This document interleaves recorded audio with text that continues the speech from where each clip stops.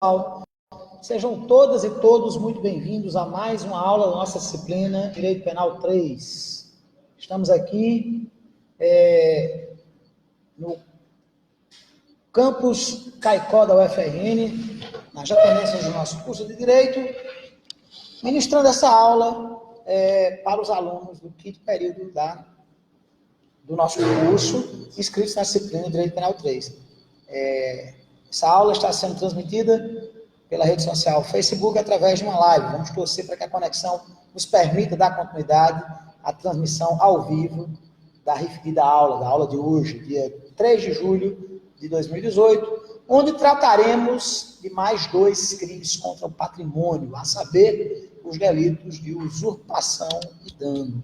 Primeiramente, no tocante à usurpação, pessoal, é importante nós salientarmos que todos os delitos relativos à usurpação tratam-se de crimes contra o patrimônio, sendo que a maioria deles referem-se a crimes praticados em detrimento do patrimônio relativo a bens imóveis, diferentemente do que acontecia, por exemplo, nos crimes de furto e roubo, quando o objeto visado pelo criminoso vem a ser um bem de natureza móvel. Aqui não, aqui a maioria dos delitos são crimes relativos a atentados contra a propriedade imóvel. A exceção, como a gente vai ver, pessoal, de uma das espécies de crimes, uma das espécies de delitos relativos à questão da usurpação, certo? Que diz respeito aos animais, que são bens móveis, são semoventes, né? Na acepção utilizada pela doutrina civilista. Inclusive, na acepção que constava do arcaico Código Civil de 1916, certo? Que é o delito de supressão ou alteração em marcas de animais, lá do artigo 162, certo? A exceção deste crime, todos os demais delitos relativos à usurpação tratam-se de crimes contra a propriedade imóvel, meus amigos. O primeiro desses delitos relativos à usurpação vem a ser... O que é usurpar, primeiramente? Antes de falarmos acerca desses delitos especificamente considerados, vamos nos reportar à nomenclatura empregada pelo nosso legislador penal. O que vem a ser, no vernáculo, a expressão usurpação? No que consiste a usurpação? O que é usurpar? Minha cara Mislene Ingrid, aí muito concentrada no seu smartphone. Eu sei, você é uma mulher inteligente, tem uma percepção muito aguçada. Eu sei que você está ouvindo minha aula e também está concentrada no seu smartphone. Talvez passando uma mensagem no WhatsApp. Eu acho que eu vou aderir ao WhatsApp, entendeu? Apesar de toda a minha resistência feroz ao WhatsApp, eu acho que vou aderir a ele. No Manu, exatamente. Meu amor, um beijo, um abraço. Não sei se você está acompanhando. Se você estiver, sinta-se desde já beijada e abraçada pelo seu amado, minha cara. Mas o que é usurpar, gente? Usurpar, na realidade, é tirar de alguém algo que era de sua propriedade. Alguém que usurpa, não é? Alguém que usurpa é alguém que retira, não no sentido da mera subtração, mas no sentido da expropriação. Nós temos entre esses crimes da usurpação, um deles, o crime relativo à questão da alteração de limites, que trata especificamente da questão do esbulho, né? A questão do esbulho possessório, a questão do esbulho que cuja conceituação nos vem lá do direito civil, não é?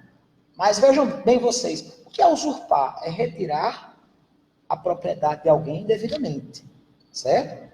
O primeiro delito relativo à usurpação, gente, é tratado pelo artigo 161 do nosso Código Penal. Consiste justamente no crime de alteração de limites. O nosso legislador penal procedeu à seguinte redação acerca do crime previsto no nosso Estatuto Repressivo, no artigo 161. Suprimir ou deslocar tapume, marco ou qualquer outro sinal indicativo de linha divisória para apropriar-se no todo ou em parte de coisa imóvel alheia. Pena, detenção de 1 a 6 meses e multa. Essa é a forma básica da conduta criminosa, da alteração de limites. Mas o que significa, e vamos procurar decupar este tipo penal do artigo 161, e vamos ver o que significa exatamente essa alteração de limites. Primeira modalidade, pessoal, primeira espécie relativa a esses crimes relacionados à questão da usurpação, certo? Essa alteração de limites, lá do artigo 161 do Código, vem a ser denominada também pela doutrina de usurpação simples. Nesse sentido, a usurpação, ela visa a alteração de limites no escopo de o agente apropriar-se, certo? De um determinado bem que não lhe pertence.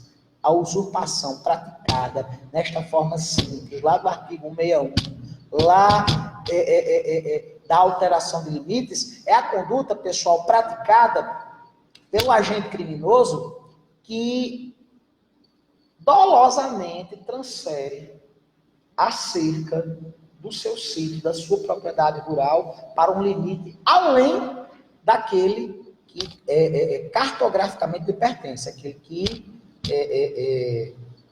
está dentro do limite de sua propriedade, certo? Esse crime de usurpação simples, ele se caracteriza justamente por isso, pela alteração de cerca, tapume, divisória, certo? Ou mesmo por uma árvore que dois vizinhos, certo? Convencionaram como limite, como marco de suas propriedades, certo? O usurpador, na alteração de limites, ele transfere de um lugar para outro no escopo de obter uma porção de terra maior do que aquela que ele efetivamente possui, certo? Nessa figura prevista no caput do artigo 161, nós temos a alteração de limites relacionados ao espaço físico, a terra, certo? No parágrafo 1º deste tipo penal do artigo 161, nós temos outra modalidade de usurpação que tipifica, gente, o crime de usurpação de águas. Vamos ver o que é que diz o Código Penal brasileiro acerca dessa conduta prevista no parágrafo 1º desse tipo penal do artigo 161 do nosso Estatuto Repressivo. Na mesma pena incorre quem? Desvia, inciso 1º, desvia ou represa em proveito próprio ou de outrem águas alheias. Muito bem, pessoal. No que consiste esta conduta criminosa? Muito bem. Nós sabemos todos que a água é uma riqueza, a água é um bem, e nós que somos aqui da região do Seridó, sabemos a importância, nós que somos do Nordeste, do Rio Grande do Norte, aqui do Seridó, sabemos da importância fundamental da água para a sobrevivência humana, para a economia, para o trabalho, para a vida, enfim, né? Não há sobrevivência humana sem água. A água é um valor inestimável, um bem que talvez faça a diferença ao longo do século XXI e dos séculos vindouros, tendo em vista a notória e reconhecida escassez de água em boa parte do nosso planeta, né? E nós, brasileiros, temos a felicidade de vivermos num país que tem 3 das 10 maiores bacias hidrográficas do planeta, né? E, portanto, a água, ela é um valor, né? A exemplo da terra, a água também é um bem, também pode pertencer à propriedade de alguém. Nessa situação, nós temos, por exemplo, a conduta do agente, certo? Que, morando às margens de um rio, que atravessa várias propriedades, certo? Ou um açude que fica localizado numa determinada região limítrofe entre várias propriedades rurais, o agente ele vai e resolve construir uma represa, impedindo que os moradores das propriedades vizinhas tenham acesso às águas daquele rio, daquele açude, daquele manancial, certo? Nós temos esse exemplo. Vamos supor que um pequeno rio, riacho, em que tenham sido edificadas várias casas à margem deste manancial, né? Que foram compradas, obviamente, em virtude da presença daquele rio. Se um dos moradores resolve apropriar-se à vontade, minha cara Lona Cristina, se um dos moradores resolve construir uma represa, evitando que os outros vizinhos tenham acesso às águas daquele rio, ele estará praticando indiscutivelmente este delito de usurpação nesta segunda espécie, nesta segunda forma de usurpação que vem a ser relativa à questão não da terra, mas da água, certo? Ou, por exemplo, vamos criar aqui outra situação hipotética, o sujeito que desvia um rio, certo? Para que ele passe em sua propriedade, por exemplo, construindo um canal, evitando que outros moradores, vizinhos, donos de outras propriedades, tenham acesso às águas daquele manancial, certo? Falado. Fecha o certo para ver uma praia particular.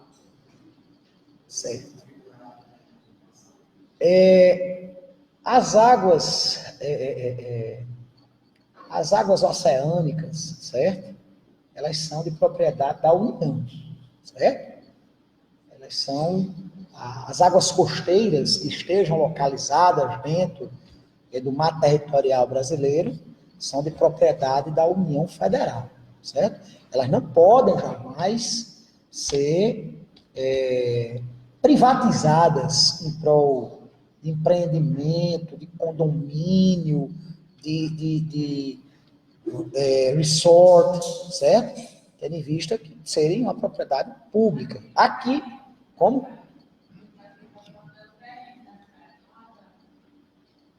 Não, mas ele falou as águas.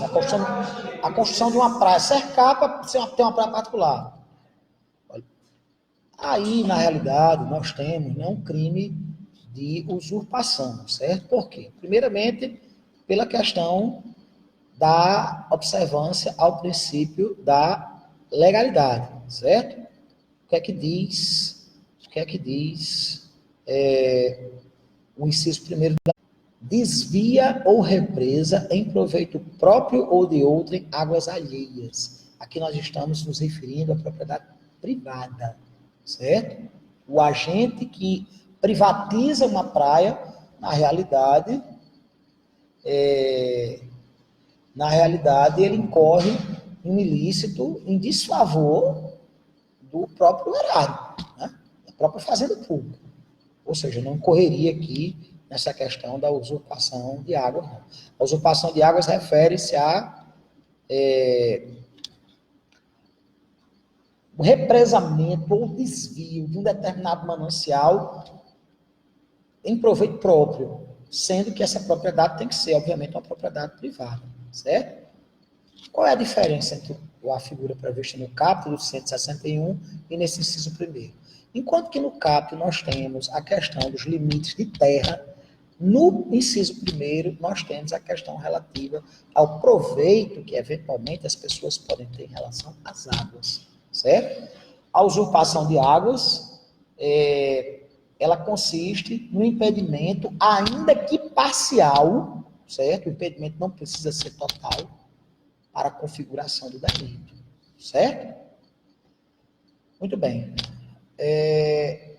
No tocante ao crime previsto no inciso 2º do artigo 161 do Código. Crime de esbulho possessório. Inclusive, o esbulho possessório, ele tanto consiste no ilícito em sede de matéria penal, quanto no ilícito de natureza cível. Nós sabemos todos que existe um instituto jurídico de processo civil, uma espécie bem peculiar de procedimento especial. Vocês já pagaram procedimentos especiais em processo civil? Não. Existe uma figura, certo? Um procedimento especial de jurisdição contenciosa, denominado de, na realidade são três, denominados de interditos possessórios, né? Os interditos possessórios tratam-se de medidas para se coibir a questão do esbulho, certo? A questão da turbação ou a questão da ameaça ao direito de posse e propriedade. Nós temos, no que diz respeito à turbação, certo? O chamado... Aliás, nós temos no tocante ao esbulho a chamada reintegração de posse, a ação de reintegração de posse, que poderá ser julgada procedente em sede, inclusive, de medida liminar, certo? Ela se dá quando o esbulho já aconteceu, ou seja, quando a propriedade ou a posse já foi invadida, certo? No tocante à mera turbação, o que é turbação? Turbação é quando o esbulho ainda não se completou, certo? Existe outra ação, outro procedimento especial de jurisdição contenciosa, por seu turno, denominado de ação de manutenção na posse, certo? Que essa ação de manutenção... Boa noite, pessoal. Essa ação de manutenção na posse, ela visa fazer com que o esbulho não aconteça, porque o esbulho está acontecendo, certo? O esbulho está acontecendo, ele não aconteceu ainda. Ok? Muito bem. No tocante à mera ameaça, nós temos um tipo de ação, um procedimento especial de jurisdição contenciosa, denominado de interdito proibitório, certo? Todos três têm a nomenclatura genérica de interditos possessórios. Essas ações, elas têm como escopo, elas têm como objetivo coibir eventuais ameaças, turbações ou esbulhos possessórios, certo? E elas podem ser arguídas judicialmente, tanto por quem tem a posse direta, quanto por quem tem a posse indireta, tanto pelo proprietário, quanto pelo possuidor, certo? De modo que a gente pode dizer que o esbulho possessório, previsto nesse inciso 2º do artigo 161, ele se refere, pessoal, a uma infração penal que também se reveste... Eu passei a lista, pessoal? Passei, né? Um instituto jurídico, certo? Que consiste na tutela penal, certo? Na proteção conferida pelo legislador penal a institutos que são essencialmente relacionados ao direito civil, que são a questão da posse e da propriedade, certo? O que diz no inciso 2º do artigo 161 do nosso Código Penal? Na mesma pena incorre quem? Né? Na esteira do raciocínio do caput do artigo 161. Invade por violência a pessoa ou grave ameaça, certo? E detalhe, gente, havendo dessa violência ou grave ameaça, certo? O agente responderá sem prejuízo das sanções penais em face dessa violência ou grave ameaça. Ou mediante concurso de mais de 2 pessoas, terreno ou edifício alheio. Alheio aqui, gente, é o que não é do proprietário. Independentemente Do possuidor ser meramente possuidor ou ser possuidor e proprietário ao mesmo tempo. Certo? Para o fim de esbulho possessório. Vamos lá. Incorre nas mesmas penas, nas penas da alteração de limites, que é a primeira forma de usurpação. Quem invade com violência a pessoa, grave ameaça, ou mediante concurso de mais de 2 pessoas, terreno ou edifício alheio para o fim de esbulho possessório. Vamos lá, gente. Feita essa pequena digressão acerca do que vem a ser esbulho possessório, que é um instituto de natureza civil e processual civil, certo? Nós temos de nos reportar o fato de que a tipificação desta conduta... Tem alguém falando ao telefone? A tipificação, se tiver, por gentileza, sai porque está atrapalhando a minha concentração. Se porventura houver essa situação de esbulho possessório, certo? Ou seja, de alguém querendo esbulhar a posse alheia, certo? Invadindo um imóvel, um terreno, um sítio, uma fazenda de alguém, certo? Haverá também a conduta desse inciso 2º do artigo 61, certo? No esbulho possessório, para que aconteça crime, para que haja efetivamente a conduta deste inciso 2º do artigo 161, é necessário que haja a presença dessas elementares inerentes ao tipo, certo? Essas elementares previstas no inciso 1º, ou seja, é necessário que na invasão do prédio, do terreno, do imóvel, enfim, haja a presença de 2 ou mais pessoas. Ou então, que a invasão, que o esbulho, ou ao menos a turbação, né? Como eu disse a vocês, a ameaça, a posse, a ameaça ao direito de posse, ela pode se dar de 3 formas, 3 graus diferentes. Quando já aconteceu o esbulho, a invasão, certo? Fala-se em esbulho possessório. Quando a invasão ainda está ocorrendo, fala-se em turbação à posse. Quando há uma mera ameaça, quando há indícios, indicativos de que haverá uma turbação e posteriormente um esbulho, fala-se no instituto do interdito proibitório, certo? Nós temos, portanto, 3 ações. Interdito proibitório, nós temos a ação de manutenção na posse e a ação de reintegração de posse, como instrumentos no âmbito do direito processual civil para garantir, certo, o direito de posse e propriedade. Aqui, no crime, só há esbulho, prestem bastante atenção, se houver a presença de uma dessas elementares, pelo menos uma delas. Se o esbulho for praticado, se a invasão, se a for praticada em detrimento, em conluio, em conjunto com 2 ou mais pessoas, ou seja, em concurso de pessoas, concurso de agentes, certo? Ou se ela for praticada em detrimento da incolumidade física ou da liberdade individual, da liberdade pessoal de alguém, certo? Ou seja, se houver a ameaça ou se houver a violência, certo? Muito bem. Se a conduta ela é praticada com a intenção de apossamento, nós falamos no chamado esbulho possessório, certo? O esbulho possessório, além de ser uma infração possível, além de ser um ato ilícito à luz do direito civil, também vem a ser uma ilicitude no tocante ao direito penal, certo?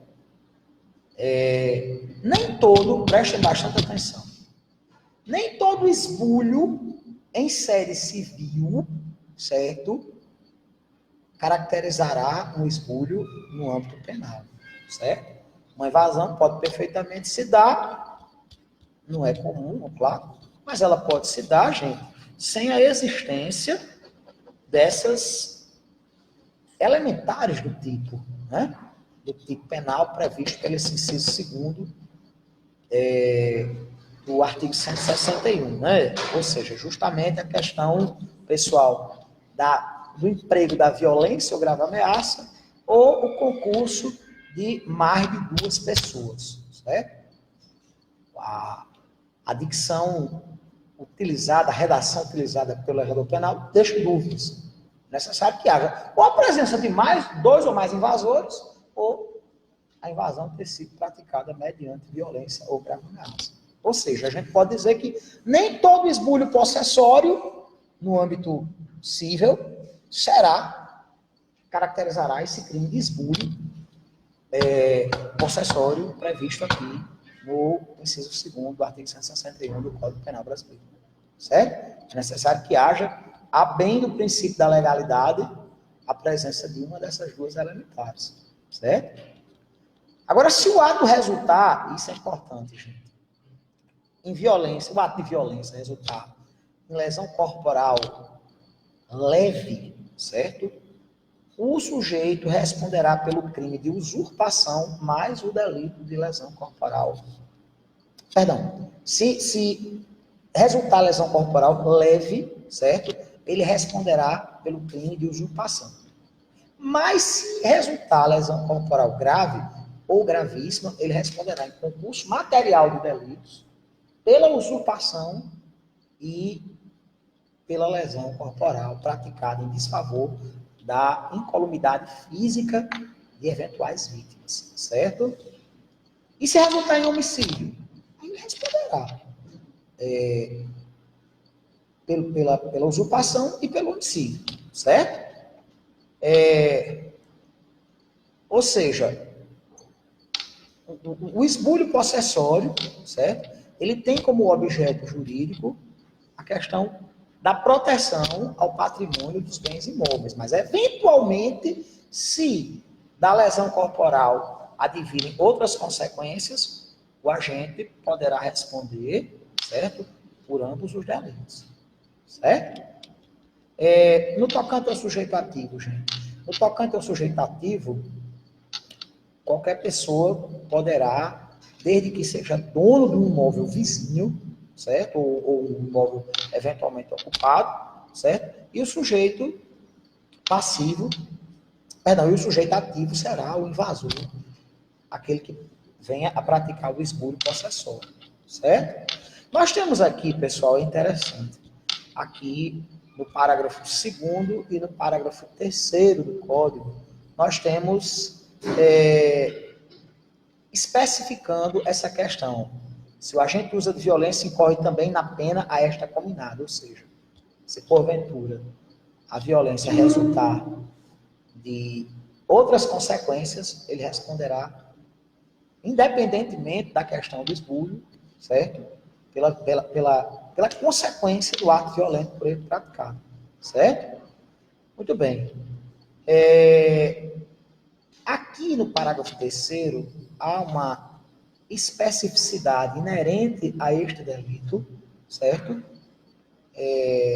Do artigo 161 do Código Penal, que trata, gente, da natureza privada da ação penal a ser proposta, caso o esbulho tenha sido praticado em desfavor de propriedade particular, certo? Se a propriedade é particular e não há emprego de violência, ou seja, se houver meramente a questão da ameaça, certo? Somente se procede mediante queixa, ou seja, se porventura a propriedade esbulhada ela for particular, certo? E durante o esbulho não houver a prática de violência, houver apenas a questão da ameaça, a ação penal ela será privada. Se procederá mediante queixa, certo? A ação penal será de iniciativa do próprio ofendido, ok?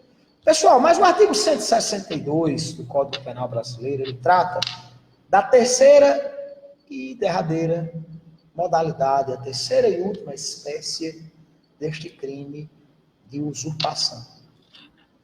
Ela trata da questão da terceira, não, quarta, né? Porque tem o CAP, tem a usurpação de águas, o esbulho processório, tem o esbulho simples, tem a usurpação de águas, o esbulho processório e a supressão ou alteração de marcas de animais, certo? Que é a quarta, portanto, espécie relacionada a estes crimes de usurpação. O que é que reza o artigo 162, pessoal? O que é que fala este artigo 162 do nosso Código Penal brasileiro? Artigo 162. Suprimir ou alterar indevidamente em gado ou rebanho alheio, marca ou sinal indicativo de propriedade. Pena, detenção de 6 meses a 3 anos e multa. Muito bem. Vamos aqui estudar esse dispositivo penal contido nesse artigo 162, certo? Eu disse a vocês que quase todos os casos de usurpação relacionavam-se a bens imóveis. Todas as outras modalidades, todas as outras 3 espécies de usurpação relacionam-se a bens imóveis, quer relacionando-se à terra, certo? A propriedade imóvel, quer relacionando-se à água, certo? Mas aqui nós temos uma realidade diferente, porque aqui o objeto jurídico resguardado é a propriedade acerca de bens móveis, especificamente de bens semoventes, como são denominados os animais, certo? Os animais são semoventes e, portanto, são bens móveis. Na supressão ou alteração de marcas de animais, o agente pratica a conduta para conseguir uma parte maior do rebanho que, de fato, ele possui. É a conduta do proprietário de uma fazenda, de um sítio, que altera a marca do animal, certo? Para fazer com que aquele animal pareça fazer parte do seu rebanho, certo? Vamos supor, 2 agropecuaristas, 2 criadores de gado, que tenham propriedades limítrofes uma com a outra, que tenham propriedades adjacentes, certo? Criando cada uma certa quantidade de gado, uma certa quantidade, por exemplo, de gado bovino, certo? E altera a marca para adquirir ilegalmente, criminosamente, dolosamente, certo? Parte do rebanho ali. Vamos supor. Parte do... Vamos criar aqui uma situação. 2 vizinhos, um se chama Paulo e outro Roberto, certo? Um marca o P no gado de sua propriedade. O outro marca o R. Aí Paulo pega e acrescenta uma perninha no R, certo? Paulo bota o R, claro. Não, Paulo bota R não, Paulo bota a perninha, desculpe. É Paulo.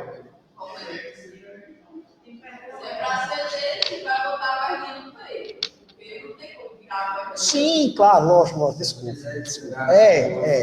Claro, lógico. Exatamente. Roberto, pega isso, claro. Roberto coloca a perninha no R, visando alterar, certo? Para que aquele gado integre-se ao patrimônio dele, certo? Nesse sentido, esse crime, ele tem por interesse proteger a propriedade relativa a bens semoventes, né? Mas o que é rebanho? À luz do direito penal. A doutrina penalista trata como rebanho o conjunto de animais animais destinados à exploração econômica, certo? Como, por exemplo, bovinos, ovinos, suínos, certo? Que tenham alguma significância econômica, certo? Mas animais, por exemplo, como galinhas, patos, perus, que evidentemente não podem receber marca, certo? É muito comum se colocar anéis nas patas dos animais com o nome dos proprietários, certo? Uma fitazinha, exatamente. A alteração ou supressão se dá, cortando. colocando o outro, certo? Ou simplesmente alterando, certo? Nessa situação, acontecerá igualmente a questão da supressão de marcas, supressão ou alteração de marcas, certo? Nós temos, portanto, aqui uma outra espécie de usurpação na qual a objetividade jurídica refere-se, diferentemente dos demais crimes relativos à usurpação, a bens móveis, né? Temos um crime comum, tanto no tocante ao sujeito ativo quanto ao sujeito passivo. O sujeito ativo será a pessoa que procederá à usurpação, ou seja, a alteração ou supressão de marcas ou sinais identificatórios da propriedade do gado, certo? Do rebanho. E como sujeito passivo também, igualmente, temos aqui um crime comum. Sendo que o sujeito passivo, logicamente, será o dono, certo? O proprietário, o possuidor, que eventualmente tenha tido a sua posse ou propriedade usurpada, certo? Aqui nós temos como verbo nuclear da conduta suprimir e alterar. Suprimir no sentido de eliminar e alterar no sentido de modificar, como Paulo que bota a perninha no eu só quero dizer, desculpe, Roberto que coloca a perninha no E, certo? Para fazer parecer com que aquela parte do rebanho de Paulo seja sua, certo? Nós temos aqui um crime formal, certo? No sentido de que basta a mera alteração ou supressão para a ocorrência do delito, não sendo necessário que efetivamente aquele gado se integre ao rebanho do usurpador, da pessoa que praticou o delito de usurpação, certo? Nós temos aqui um crime que admite a tentativa em razão da possibilidade de desdobramento do crime em várias fases do intercrimes, o que pode eventualmente permitir que aconteça a situação de que não haja consumação delitiva por elementos, por circunstâncias alheias à vontade do agente, certo? E nós temos aqui como elemento subjetivo do tipo, logicamente, o dolo, no sentido da vontade de suprimir ou alterar marcas em animais, certo? Pessoal, esgotada essa primeira parte da nossa aula de hoje, em que discorremos acerca do crime de usurpação, vamos, meus amigos, doravante tratar do crime de dano. Alguma dúvida, gente, só sobre a questão da usurpação? Então passemos sem mais delongas a discorrermos a respeito do crime de dano, gente.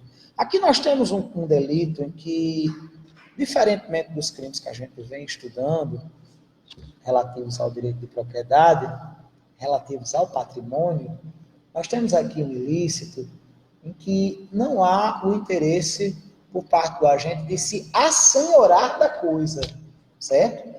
Nessa nova situação, o agente simplesmente quer destruir, certo? Ele quer alterar, ele quer inutilizar, certo? Ele quer tirar a significância econômica daquela coisa. Por exemplo, deteriorando-a, certo? E assim reza o artigo 163 do Código. Destruir, inutilizar ou deteriorar coisa alheia. Pena, detenção de 1 a 6 meses ou multa. Nós temos aqui 3 verbos nucleares e, portanto, 3 condutas diferentes. Destruir, inutilizar ou deteriorar. E nós temos como elementos objetivos do tipo, certo? Como elementares desta conduta, coisa e alheia.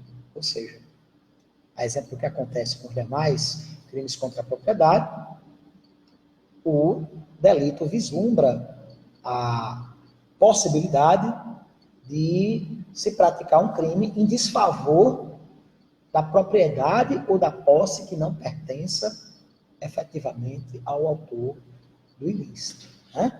Nós temos aqui, como preceito secundário desta conduta, uma pena que vai uma pena de detenção que vai de 1 a 6 meses ou multa, certo?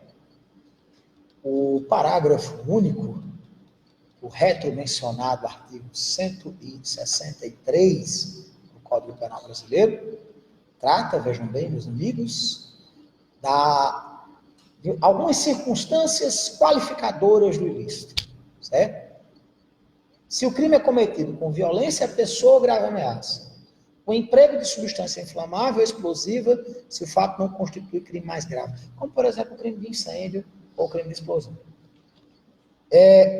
Contra o patrimônio da União, de Estado, do Distrito Federal, de município, de autarquia, fundação pública, empresa pública, sociedade de economia mista ou empresa concessionária de serviços públicos. Enfim, isso é praticado em desfavor da fazenda pública, direta ou indireta, certo? Isso é praticado em detrimento do patrimônio público, certo? Inciso 4. Por motivo egoístico ou com prejuízo considerável para a vítima. Pena, detenção de 6 meses a 3 anos e multa, além da pena correspondente à violência. Mas o que é que vem a ser, pessoal, o dano? A norma penal, quando arrolou o crime de dano entre as condutas ilícitas, entre as condutas não permitidas pela nossa norma penal incriminadora, certo? Vocês não queiram saber o que é até 8 graus de miopia. Quando eu tiro o óculos, eu só enxergo vultos. Eu já pensei em fazer a cirurgia, já devia ter feito. Mas a gente vai protelar. Eu nunca fiz nenhuma cirurgia na minha vida. Nenhuma. Entendeu? Nenhuma. Nem dentária. Nenhuma. Aí você fica, poxa, eu me dou muito bem com lente. Dificilmente eu tenho algum problema de irritação. Eu tenho usado óculos ultimamente, da semana passada para cá, porque, como eu disse a vocês, eu tive um problema de irritação nos meus olhos, que me fez evitar usar a lente, porque de toda forma é um corpo estranho, né? Mas assim, é um problema que pode ser corrigido perfeitamente com lente de contato, com óculos. Eu sei que a tecnologia oftalmológica está bastante avançada e que é uma cirurgia, um procedimento relativamente simples, mas você se submeter desnecessariamente a uma cirurgia, né? Uma intervenção cirúrgica com todos os riscos inerentes a uma cirurgia, né? E toda cirurgia, mesmo a mais singela, possui, por exemplo, o risco de um choque anafilático, né? O risco de uma rejeição a um componente da anestesia, sabe? O risco de um erro médico, sabe? Aí talvez por isso eu nunca tenha feito, nunca precisei fazer nenhuma cirurgia, entendeu? Mas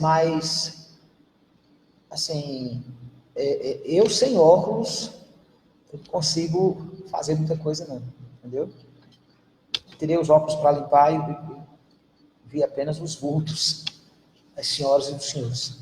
Pessoal, vamos lá. Quando a norma penal tipifica o crime de dano, ela deseja proteger a propriedade, proteger o patrimônio, seja ele relativo tanto a bens móveis quanto a bens imóveis, certo?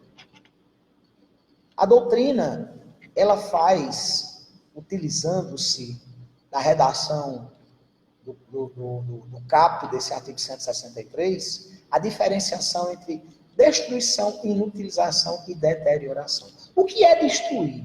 Destruir é fazer em partes, desmanchar, aniquilar, certo? Consiste na inutilização total da coisa, certo?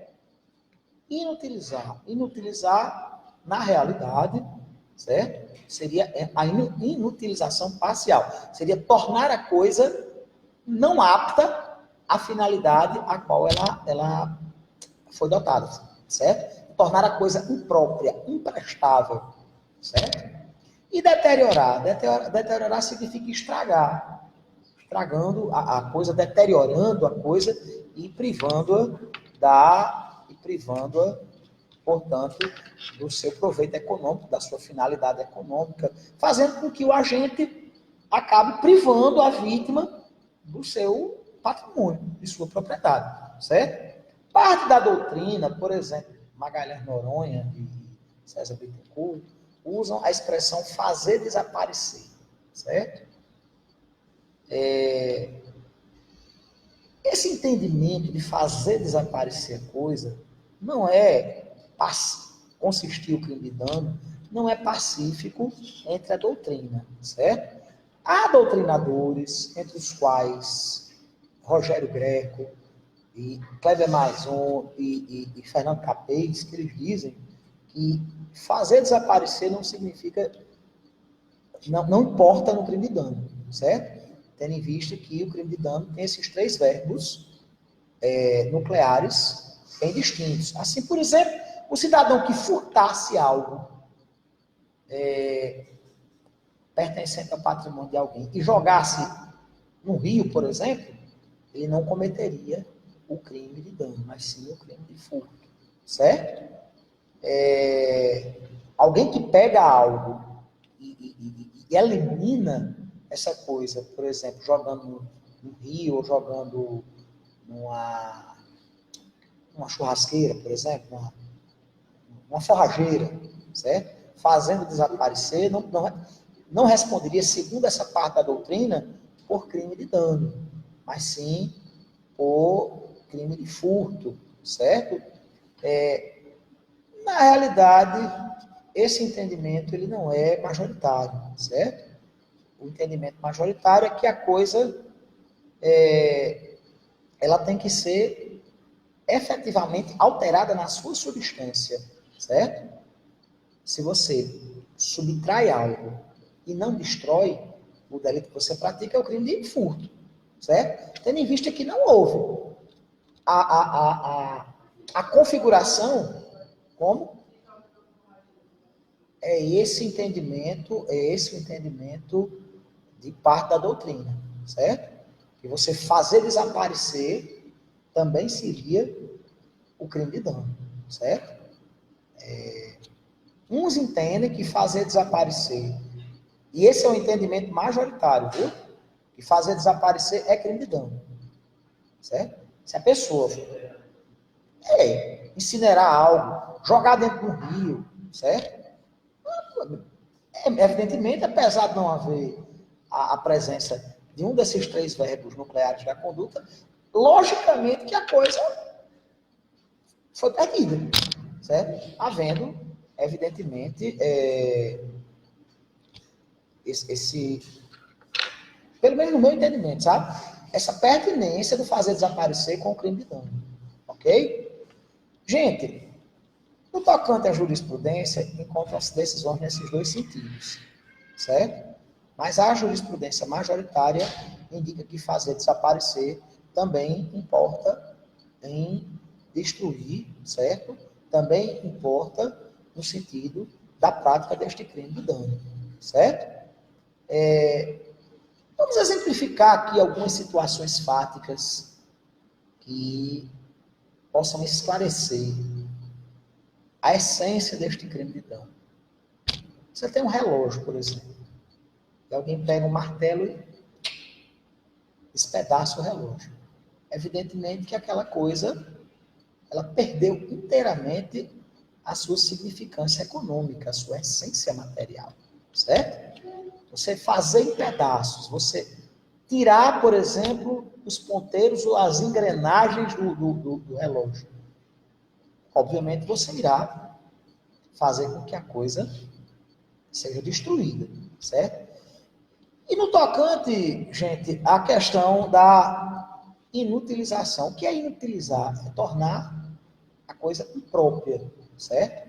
A coisa inapta ao fim a qual ela se destinava, certo?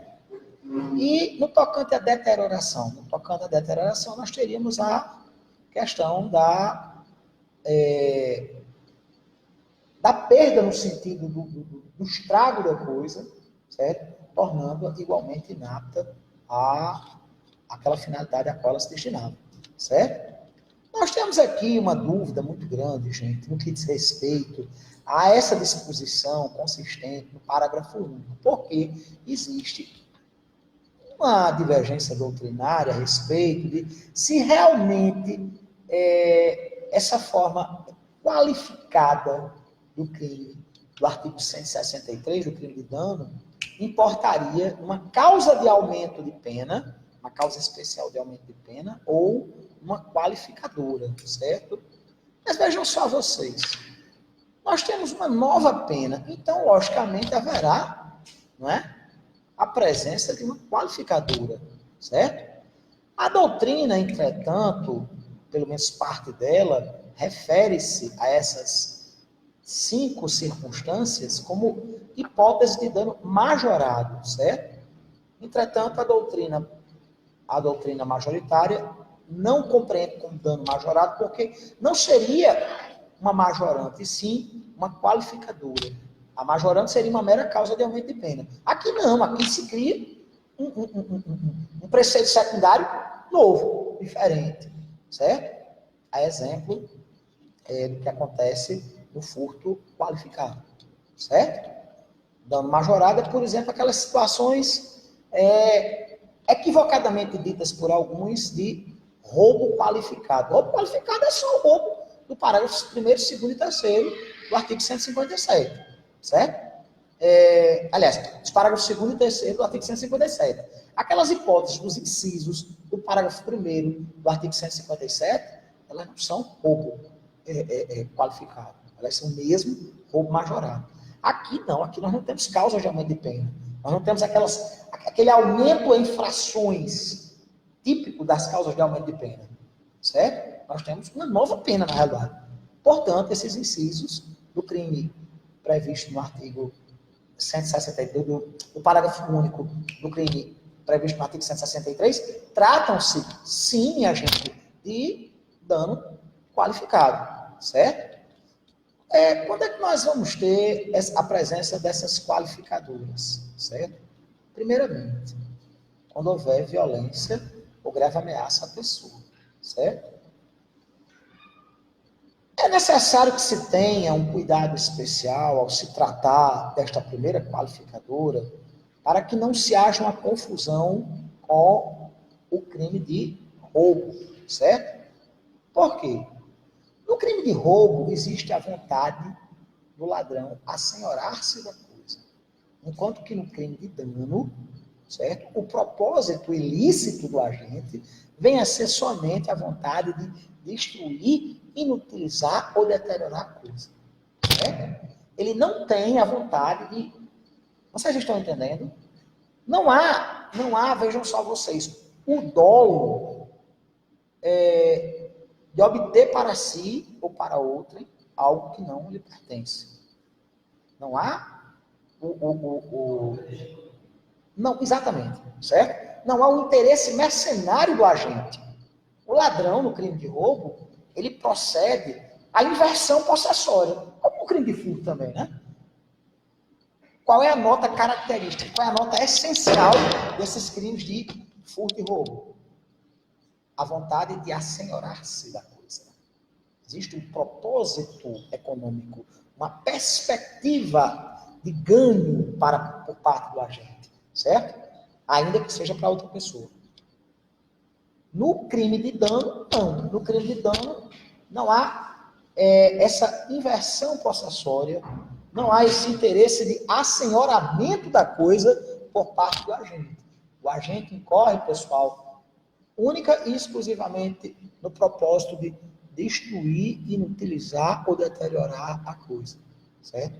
É isso que diferencia esse crime do artigo 163, este crime de dano, dos crimes de roubo ou furto praticados com o interesse de proporcionar um ganho, em regra, um ganho econômico, né? Claro, um ganho patrimonial, ainda que esse ganho seja mero exaurimento da conduta, porque o ladrão ele consuma a sua ação delitiva quando ele assenhora-se da coisa, quando há a inversão possessória, certo?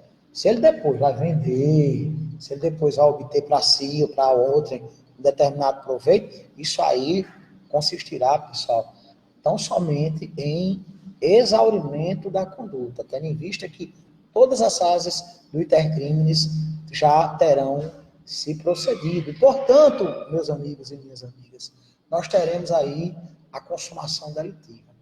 Aqui nesse crime de dano, não. Aqui nós não temos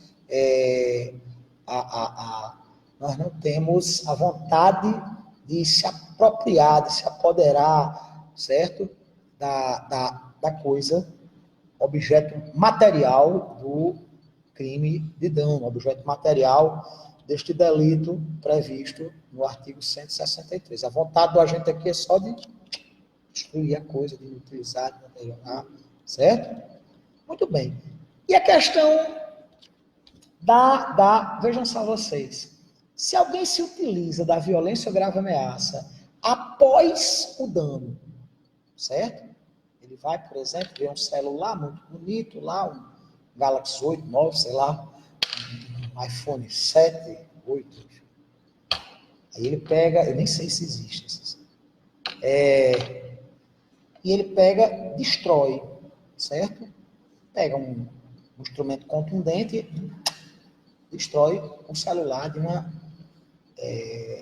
pessoa de quem ele, por exemplo, não gosta, certo? E depois a pessoa, mas rapaz, por que você fez isso? E ele vai e agride fisicamente, certo? Ou então ameaça, diz, fiz, e aí? Vem aqui. Aí faz menção a estar armado. Obviamente, fazendo uso da grave ameaça, certo? Nessa situação, haveria efetivamente crime de dano, certo? Ou haveria o crime de roubo? Claro que haveria o crime de dano, certo? Por quê? Porque o interesse, o ânimo do agente foi o de destruir a coisa, certo? Mas e a questão da qualificadora desse inciso 1º do parágrafo único do artigo 163? Ela estaria concretizada, certo? Se o agente proferisse a grave ameaça ou realizasse a violência contra, por exemplo, o proprietário do celular, certo? Esse dano seria efetivamente qualificado ou não? Ou ele responderia apenas pela violência ou pela grave ameaça? O que é que vocês acham disso? Se a violência ou a grave ameaça foi posterior ao dano praticado em desfavor daquela coisa de propriedade da vítima, haveria a presença dessa qualificadora ou não?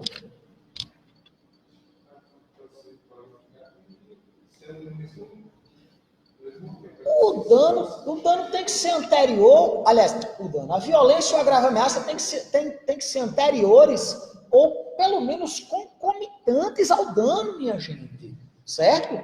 Se for posterior, o agente responderá em concurso material de 2 crimes. Você tem o dano e a ameaça, ou então o dano e a lesão corporal. Certo? Por quê? Porque o dano já aconteceu, já houve a consumação delitiva. Não há que a gente falar, minha gente, na presença dessa qualificadora do inciso 1º do parágrafo único do artigo 163, haja vista que já houve a consumação do crime. É necessário que haja a presença dessas circunstâncias qualificadoras, certo? Preconizadas por esse parágrafo 1º, aliás, por esse inciso 1º do parágrafo único, em momento anterior, ou ao menos concomitante ao dano, porque senão foge inteiramente ao contexto do crime. Se o agente pratica o dano e, na sequência, ameaça ou pratica alguma espécie de violência física contra a vítima, ele vai responder em concurso material pelos 2 crimes, certo? E não apenas pela forma à vontade, não apenas pela forma qualificada deste delito previsto aqui, esse inciso 1º do parágrafo 1, certo? Boa noite. Pessoal, nós também temos dano qualificado quando o agente se utiliza de explosivo ou material inflamável para destruir, inutilizar ou deteriorar a coisa, certo? Entretanto, se por acaso o explosivo ou material inflamável for capaz de proporcionar risco comum a outras pessoas, já assinou, Cíntia? Sim. Risco comum a outras pessoas, certo? ele não responderá por esse crime de dano qualificado. Ele vai responder pelo crime de explosão, certo? Ou pelo crime de incêndio, mas jamais pelo crime de dano. No tocante a essa terceira qualificadora, essa qualificadora que trata, meus amigos e minhas amigas, do dano praticado em desfavor do patrimônio público. O que é que o legislador penal levou em consideração aqui? A maior gravidade da conduta, quando ela é dada contra o interesse público, contra o patrimônio da União, dos estados, do Distrito Federal, dos municípios, certo? Quando o dano é praticado em desfavor do ente estatal, logicamente que a conduta do agente é merecedora de uma repressão mais contundente, né? Haja vista tratar-se de um dano que, ao menos em tese, ofende ao interesse de todos nós, certo? Nessa situação haverá também, pessoal, a incidência dessa qualificadora do parágrafo único, certo?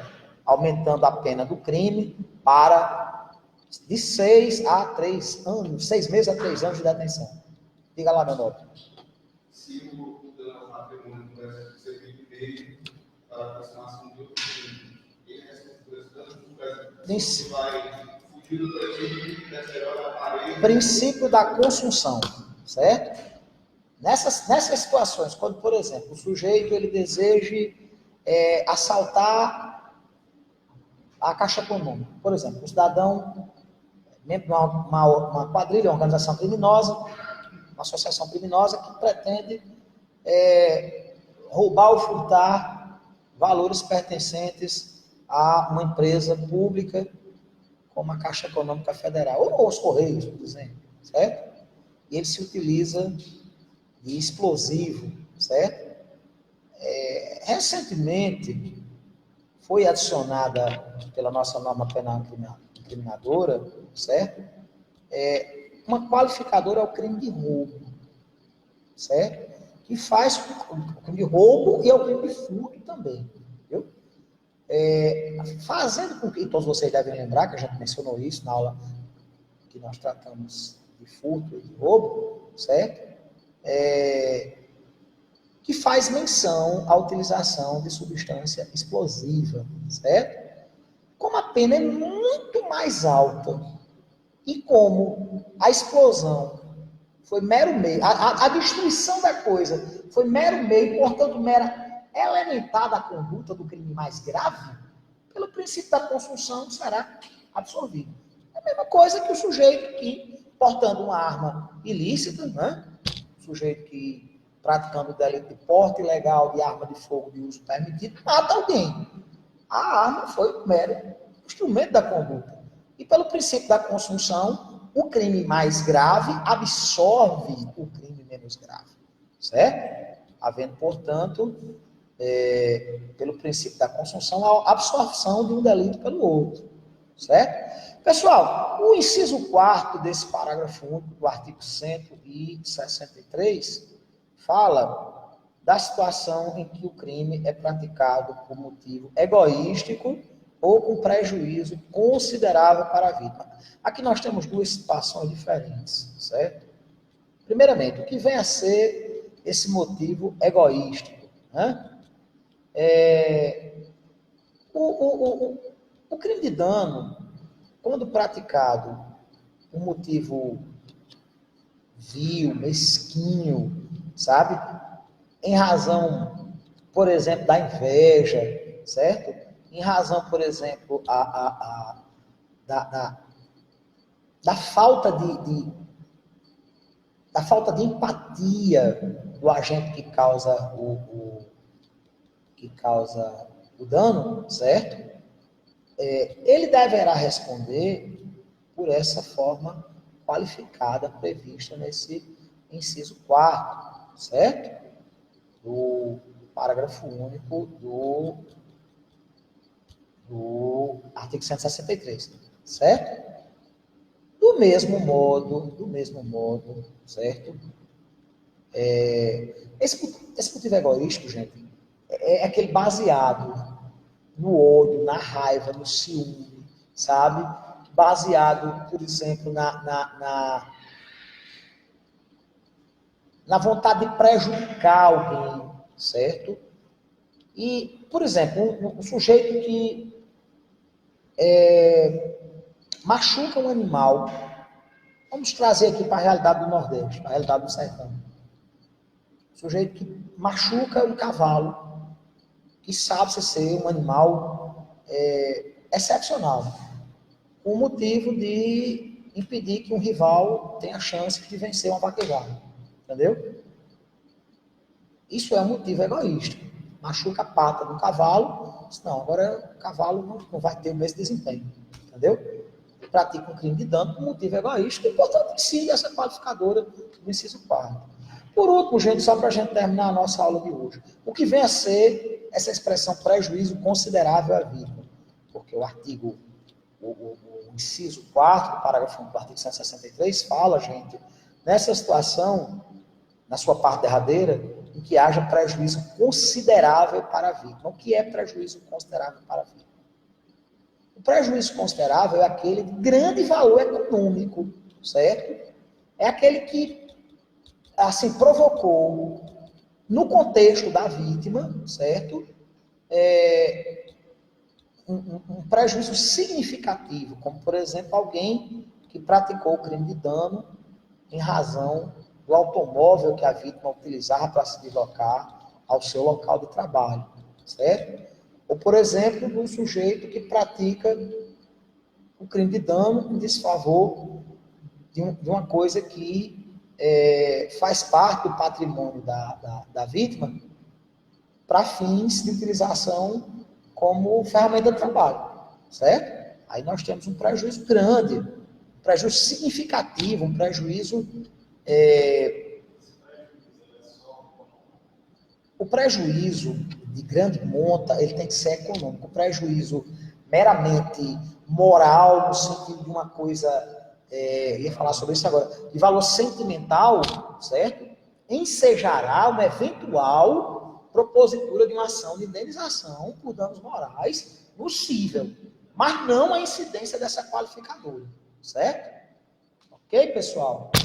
Pois, meus amigos, muito obrigado aos que estiveram prestigiando a nossa aula de hoje. Lembrando que amanhã nós iremos ministrar aula extra, amanhã e na próxima quinta-feira, certo? Eu vou fazer 2 aulas extras por vídeo e 2 aulas extras presenciais para a gente completar o nosso semestre, certo, pessoal? O mesmo horário da aula regular, ou seja, esse horário das 8h40 da noite, certo, pessoal? Ao pessoal que esteve nos prestigiando, muito obrigado. Uma boa noite a todos e até amanhã. Lembrando o pessoal que está com problema de falta de mandar e-mail para mim solicitando o envio do questionário, certo? Conforme a gente combinou ontem. Beleza? E a prova eu mando via cigarro também para vocês fazerem, me devolverem e eu atribuir a nota. Ok? Isso. Quarta e quinta-feira, viu? Aulas extras, mesmo horário. Divulguem nos grupos da turma, certo? Quarta e quinta-feira, aula extra nesse horário normal, certo, pessoal? Um abração, gente. Boa noite a todos. Boa noite a vocês, meus amigos. Que Deus abençoe a todos. Tchau. Até amanhã.